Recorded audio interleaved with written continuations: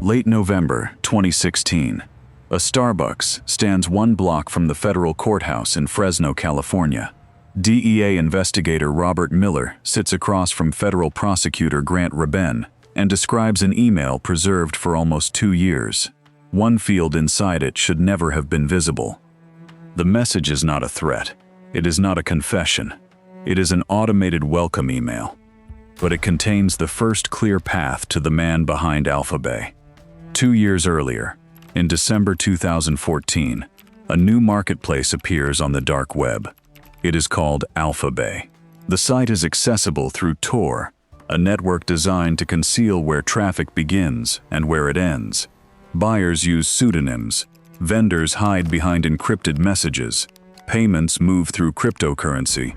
The administrators remain somewhere beyond all three. AlphaBay does not look like a street market. It looks like a technology company. Products are organized into categories. Vendors build reputations through reviews. Buyers deposit funds into escrow.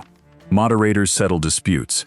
Automated systems handle account creation, password recovery, and notifications.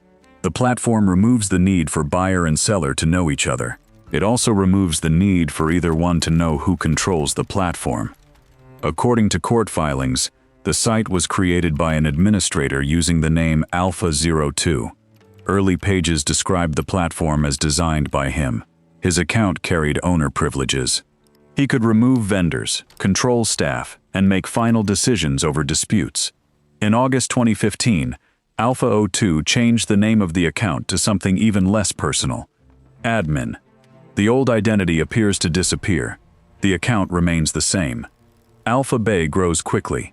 The FBI later reports more than 200,000 users and 40,000 vendors.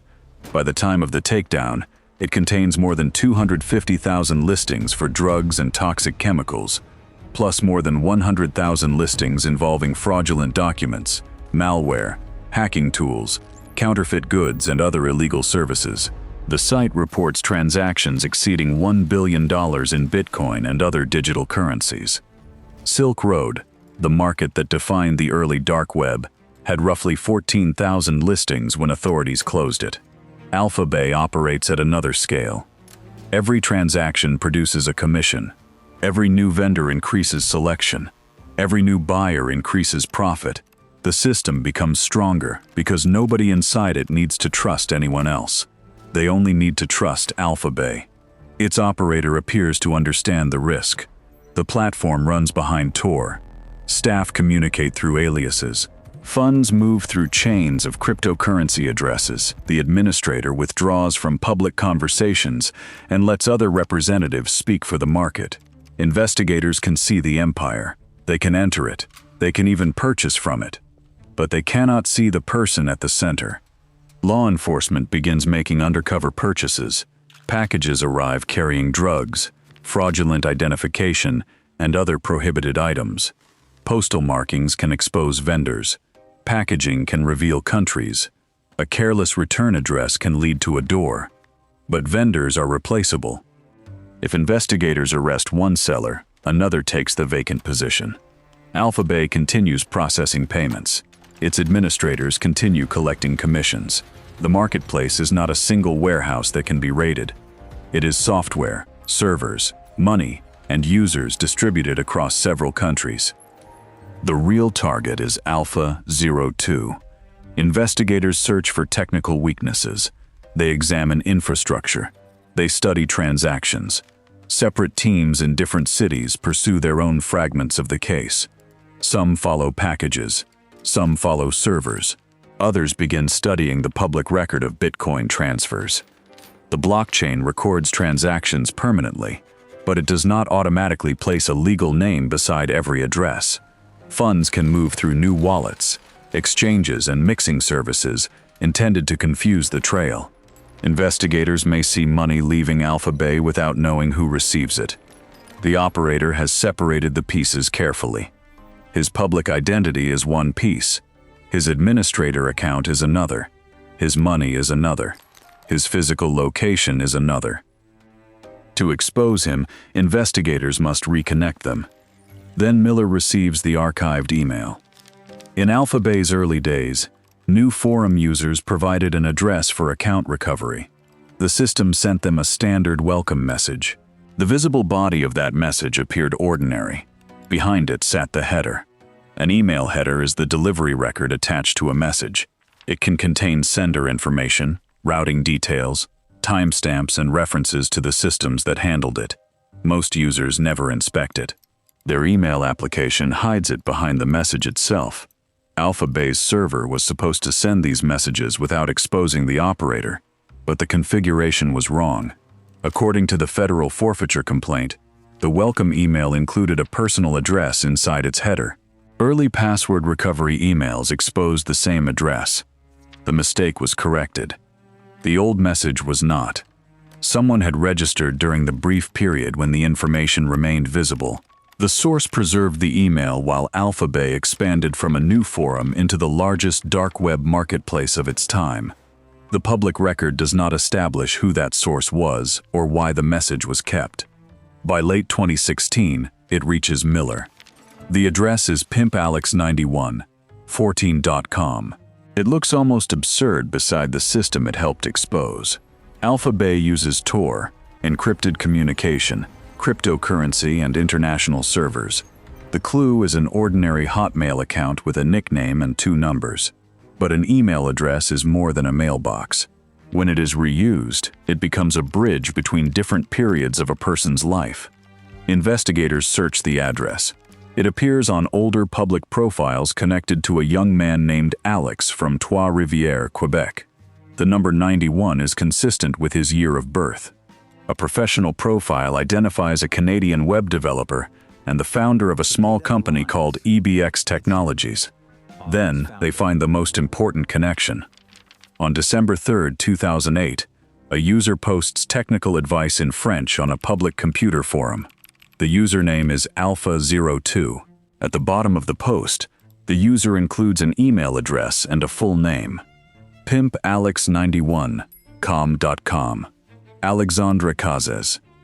The alias running the dark web market had appeared beside the real name more than 6 years before AlphaBay launched. The secret identity was not cracked through Tor.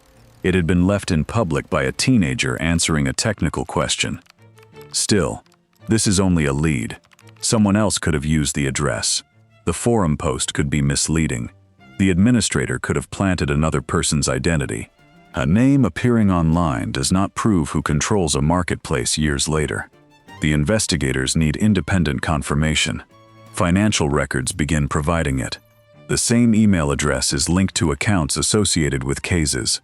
Cryptocurrency analysts trace suspected AlphaBay commissions through the blockchain toward exchanges where digital currency can be converted into conventional money. Legal requests return account information. The name appears again. Alexandre Cazes. Court filings later state that investigators traced Bitcoin transactions originating from AlphaBay to cryptocurrency accounts, bank accounts, and tangible assets controlled by Cazes and his wife. According to later reporting, analysts followed suspected commissions to multiple exchanges. Each result adds another line between the anonymous administrator and the Canadian developer living in Bangkok. The email gives investigators the identity. The money tests it. Now they need the machine. By June 2017, a federal arrest warrant has been issued. Investigators coordinate across the United States, Thailand, Canada, and Europe. AlphaBay's servers must be seized before staff can erase evidence or move the operation. Cazes must be arrested while his devices remain accessible. A closed and encrypted computer could preserve the secret even after the man is in custody. On July 5, 2017, Thai authorities arrest Cazes at his residence in Bangkok. Investigators enter the property and secure his computer.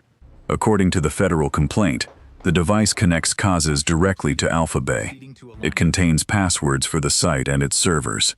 It also contains a file recording assets connected to the operation. At the moment investigators reach him, Cazes is logged into AlphaBay through the admin account. He is communicating about a service problem affecting the platform. The separate identities collapse into one room. Alpha02 is admin. Admin is Alexandre Cazes.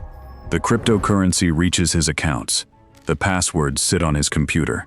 A financial document found on the device lists a net worth of more than $23 million. The email had not proven the entire case. It had shown investigators where to begin joining it. AlphaBay disappears. Its users do not immediately know why. Some suspect a technical failure. Others suspect the administrators have stolen the market's funds and vanished. Buyers and vendors begin moving toward Hansa, another dark web marketplace. But Hansa is already under the covert control of Dutch police. For weeks, authorities observe activity on the platform and collect information as displaced AlphaBay users arrive. On July 20th, officials announce both operations. AlphaBay has been seized. Hansa has been shut down. Servers are under government control. Cryptocurrency and other assets have been frozen or confiscated. Cazes never faces trial. On July 12th, 1 week after his arrest, he is found dead while in Thai custody. Authorities describe his death as an apparent suicide.